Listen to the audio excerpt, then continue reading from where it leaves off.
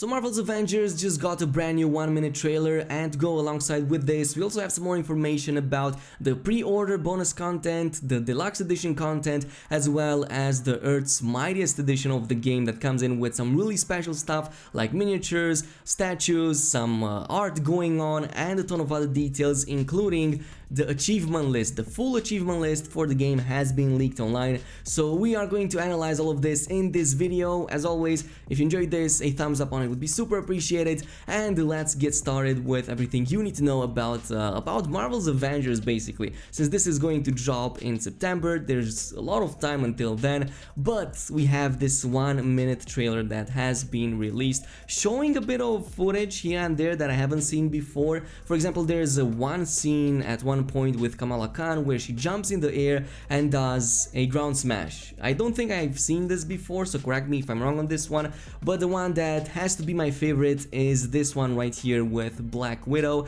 She uses her grappling hook to grab onto an enemy and then charge into a combo with a backflip, so that looks really freaking cool. Definitely reminds me of Marvel's Spider-Man a little bit and some other Spider-Man games in the past, so she does look very agile in that shot. And at one point we can see Iron Man pretty much flying upwards right past a huge robot. So I'm not entirely sure what this is, but it does look like something like a boss, maybe like a boss that you have to fight at the end of an expedition or whatever. It looks very menacing, and I'm not gonna lie, it also looks very freaking cool. But I was talking about pre-orders and whatnot, and the Steam page for Marvel's Avengers is now up. You can go in, check it out, and if you want to, you can also pre-order the game right now, either the standard edition of the game or the deluxe edition of the game. And I'm gonna also talk about the super deluxe edition, the Earth's Mightiest Heroes edition, in just a little bit. But in the meantime, I want to focus a little bit on the pre-order bonus content right here, which mainly comes in the form of these costumes or skins for all of the characters in the game. It seems that these are all the classic looks for the characters. For Thor, for Black Widow, Captain America, Hulk has his shirt pretty much ripped, also Kamala Khan, but most important, Iron Man has his MK1 armor, the one I believe that he has at the start of the movie when he first creates it. So it actually really looks nice. There's a lot of attention to detail to all of these costumes, but I think that I like Thor's and Iron Man's the most. So these are the ones that are going to drop for all versions of the game, be it if you pre-ordered it on the PS4, the Xbox, or the PC version of the game. So it's not just exclusive to the PS4. Let's also go over the fact that we also have the cover art for the game. So it looks pretty much like this. You have Captain America in the front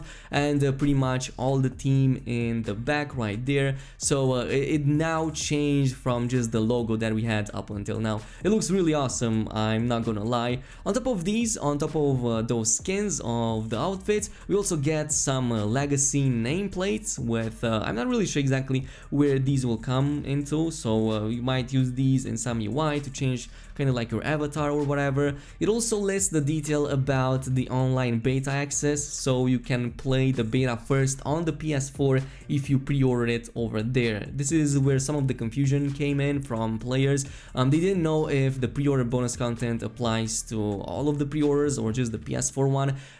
These outfits will apply to all the versions of the game, but the beta only applies to the PS4, so you have to own and purchase a copy on that version to be able to access the game earlier. Nonetheless, let's move over to the deluxe edition of the game, which comes with a different set of armors. So on top of the armors we get these obsidian nameplates pack, which kind of look interesting, but the sets are the ones that probably are gonna catch your eye, especially for Thor right here. I'm really digging that gold color going on with the blacks and the dark grays. I really think they look interesting. I really hope that these are gonna be colorable, because you know, not everybody is going to want to run with dull colors, so it looks pretty interesting. And even Iron Man's suit looks quite interesting with the gold coloring over there, though if it was me I would probably change it to white once I get in the character customizer. Finally, we have the Earth's Mightiest Edition, inspired by actual in-game events and items, and includes Marvel's Avengers Deluxe Edition and 72-hour early access. So this is actually quite interesting, the fact that they are giving 72-hour early access to those who are pre-ordering basically like the most expensive edition of the game. So I'm not sure how I feel about this. I don't think this is really fair to people who, you know, are looking to play the game, who are paying for it. So I kind of don't like early access with editions of the game. I just hate that in general, and I just wish companies never did that again. But I guess that is it. Hopefully this will change. But this does include quite a lot of goodies over here, including this 12 inches or 30 centimeter tall Captain America statue sitting on what seems to be some rocks. So it does look really awesome. The Captain America statue here looks quite highly detailed. There's also a bobblehead for Hulk, which I find to be really funny. Mjolnir keychain looks pretty interesting, and to top it all off, we have the Steel Book, we have a Black Widow belt buckle, we have an Avengers pin, a screenshot or a group photo of all of the Avengers, and finally we have an Iron Man prototype armor blueprint, which looks really interesting. I was actually hoping for a map over the game, but I guess that wouldn't make any sense since it's not like fully open world. So yeah, I guess that makes sense. Anyway, finally we get the achievements list. So these are all the achievements. I'm gonna post a link down below you can follow, but just going over a few of these, we have on the mountaintop reach power level 300 with any hero, and I suspect that this is going to be on the higher end. So if you reach 300, that should mean that the maximum in game is probably gonna be 300 or a little bit over that, so like 350. There's another one about factions, reach faction rank 25 in any faction. So it seems that we are going to get certain factions in the game, which sounds actually really interesting. Does this mean you can go in and farm reputation with it and get some items? Kinda sounds like that's gonna be the case. And then there's a lot of you know, standard stuff that you can find, like completing assignments, reaching certain levels. There's one here called complete one of each type of war zones, which sounds like a type of game mode.